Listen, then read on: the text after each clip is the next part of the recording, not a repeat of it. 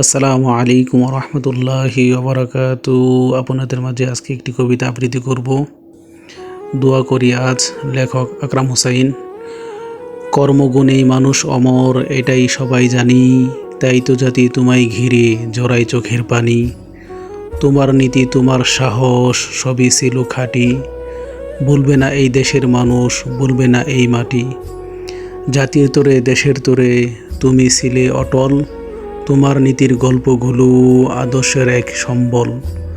বেঁচে থাকো দেশের হয়ে, দোয়া করি আজ, অন্যায়কে পায়ে পিষে ন্যায়ের করো রাজ। এই কবিতাটি হলো একটি দোয়ামূলক কবিতা। তো আমার এক প্রবাসী ভাই আকরাম হুসাইন ভাই, তিনি অসংখ্য কর্মব্যস্ততার মাঝেও আমাদের মাঝে সময় উপযোগী ছন্দের মাধ্যমে কবিতা উপহার দেন। ভাইকে অসংখ্য ধন্যবাদ এবং দোয়া ও শুভকামনা রইল আকরাম হুসাইন ভাইয়ের জন্য।